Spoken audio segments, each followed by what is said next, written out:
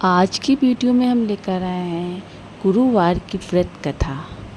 सभी को मेरा प्यार भरा राधे राधे। कैसे हैं आप लोग? आई होप आप लोग बहुत अच्छे होंगे, स्वस्थ होंगे और मस्त होंगे। और मैं राधा रानी से यही प्रार्थना करूंगी कि आप लोग स्वस्थ और मस्त रहें और जीवन आपका खुशहाल हो। गुरुवार व्रत की पूरी कथा, जिसे सुनने से मिलेगा देव बृहस्पति की कृपा। देव गुरु बृहस्पति को बुद्धि और शिक्षा का कारक माना जाता है। गुरुवार को बृहस्पति देव की पूजा करने से धन, विद्या, मान सम्मान, प्रतिष्ठा और कई अन्य मनोवांछित फल की प्राप्त होती है। धार्मिक ग्रंथों के अनुसार गुरुवार को भगवान बृहस्पति की पूजा का विधान है। गुरुवार के दिन व्रत और कथा सुनने से घर परिवार में सुख समृद्धि बनी रहती है। आइए सुनते हैं गुरुवार की व्रत कथा। देव गुरु बृहस्पति को बुद्धि और विद्या का कारक माना जाता है। गुरुवार को बृहस्पति देव की पूजा करने से धन, विद्या, मान सम्मान, प्रतिष्ठा और कई अन्य मनोवांछित फल की प्राप्त होती है। धार्मिक ग्रंथों के अनुसार गुरुवार को भगवान बृहस्पति की पूजा का विधान है। गुरुवार के दिन व्रत और कथा सुनने से घर परिवार में सुख समृद्धि बनी रहती है। आइए सुनते हैं गुरुवार व्रत कथा। कथा के अनुसार प्राचीन काल की बात है।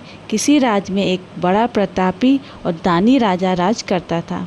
वह हर गुरुवार को व्रत रखकर दीन दुखियों की मदद करके पुण्य प्राप्त करता था, परंतु ये बात उसकी रानी को अच्छी नहीं लगती थी।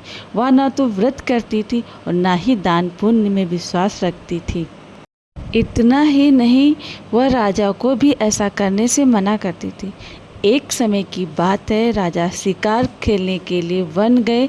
घर पर रानी और दासी थी। उसी समय गुरु बृहस्पति देव साधु का रूप धारण कर राजा के दरवाजे पर भिक्षा मांगने आए। साधु ने जब रानी से भिक्षा मांगी तो वह कहने लगी, हे साधु महाराज, मैं इस दान और पुण्य से तंग आ गई हूँ।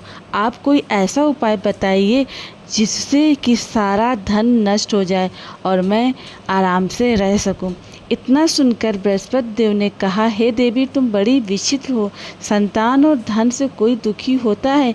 अगर अधिक धन है तो इसे शुभ कार्यों में लगाओ। तुम्हारी कन्याओं का विवाह कराओ, विद्यालय और बाग बगीचे का निर्माण कराओ, जिससे तुम्हारे दोनों लोग सुधरें। परंतु साधु की इन बातों से रानी को खुशी नहीं हुई। उसने कहा कि मुझे ऐसे धन की आवश्यकता नहीं है जिसे मैं दान दूं और जिसे संभालने में मेरा सारा समय नष्ट हो जाए। तब साधु ने कहा, अगर तुम्हारी ऐसी इच्छा है तो मैं जैसा तुम्हें बताता हूँ तुम वैसा ही करना। गुरुवार के दिन तुम घर को गोबर से लीपना, अपने बालों को पीली मिट्टी से धोना, राजा से हजामत बनाने को कहना, भोजन में मांस मदिरा का प्रयोग करना, कपड़े धोबी के लिए धुलने देना। इस प्रकार 7 बृहस्पतिवार करने से तुम्हारा समस्त धन नष्ट हो जाएगा। इतना कहकर साधु के रूप में बृहस्पति देव अंतर्ध्यान हो गए। साधु के अनुसार कई बातों को पूरा करते हुए रानी को केवल 3 बृहस्पतिवार ही बीते थे कि उसकी समस्त धन संपत्ति नष्ट हो गई। भोजन के लिए राजा का परिवार तरसने लगा। एक दिन राजा ने रानी से बोला कि हे रानी, तुम यही रहो, मैं दूसरे देश में जाता हूँ, क्योंकि यहाँ पर सभी लोग मुझे जानते हैं, इसलिए मैं कोई छोटा कार्य नहीं कर सकता। ऐसा कहकर राजा दूसरे देश चला गया। वहाँ वो जंगल से लकड़ी काट कर लाता और शहर में बेचता। इस तरह अपना जीवन व्यतीत करने लगा। इधर राजा के परदेश जाते ही रानी और दासी दुखी रहने लगी। एक बार जब रानी और दासी को 7 दिन तक बिना भोजन के रहना पड़ा तो रानी ने अपनी दासी से कहा, हे दासी, पास ही के नगर में मेरी बहन रहती है, वो बड़ी धनवान है, तो उसके पास जा और कुछ ले आ ताकि थोड़ी बहुत गुजर बसर हो जाए। दासी रानी की बहन के पास गई। उस दिन गुरुवार था और रानी की बहन उस समय बृहस्पतिवार व्रत की कथा सुन रही थी। दासी ने रानी की बहन को अपनी रानी का संदेश दिया, लेकिन रानी की बड़ी बहन ने कोई उत्तर नहीं दिया।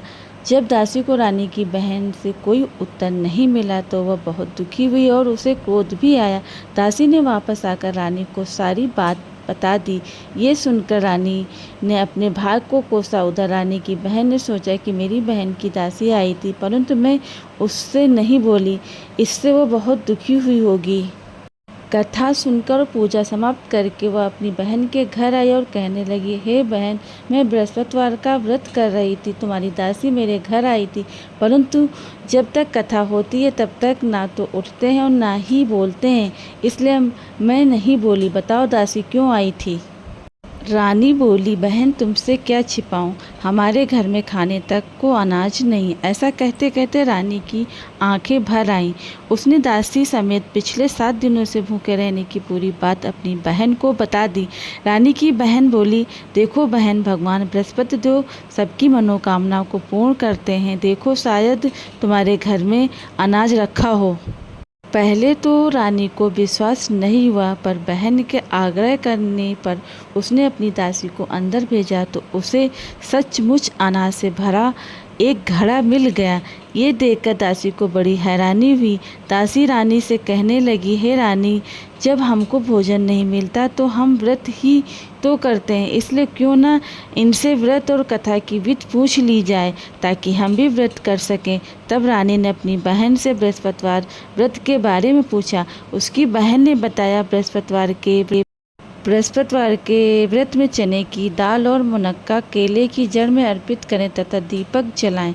व्रत कथा सुने और पीला भोजन ही करें।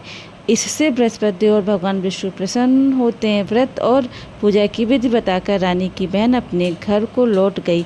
7 दिन के बाद जब गुरुवार आया तो रानी और दासी ने व्रत रखा। वह गुड़साल में जाकर चना और गुड़ लेकर आई, फिर उससे केले की जड़ तथा विष्णु भगवान की पूजा की। अब पीला भोजन की चिंता को लेकर दोनों बहुत दुखी हुई। चूँकि उन्होंने व्रत रखा था इसलिए बृहस्पति देव उनसे प्रसन्न थे। वो एक साधारण व्यक्ति का रूप धारण कर 2 थालों में पीला भोजन दासी को दे गए। भोजन पाकर दासी प्रसन्न हुई और फिर रानी के साथ मिलकर भोजन ग्रहण किया। उसके बाद वह सभी गुरुवार को व्रत और पूजा करने लगी। बृहस्पति देव की कृपा से उनके पास फिर से धन संपत्ति आ गई, परंतु रानी फिर से पहले की तरह आलस करने लगी। तब दासी बोली, देखो रानी, तुम पहले भी इस प्रकार आलस करती थी, तुम्हें धन रखने में कष्ट होता था, इस कारण सभी धन नष्ट हो गया, और अब जब देव बृहस्पति की कृपा से धन मिला तो तुम्हें फिर से आलस होने लगा।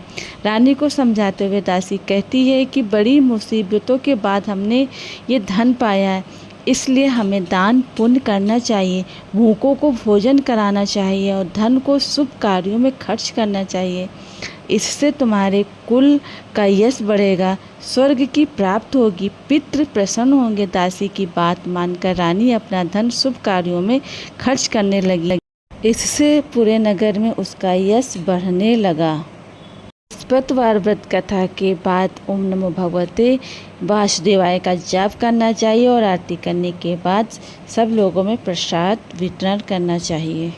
आप सभी को मेरा ये वीडियो, ये कथा अच्छी लगी हो तो प्लीज़ मेरे वीडियो को लाइक और शेयर ज़रूर करिएगा। जय श्री कृष्ण।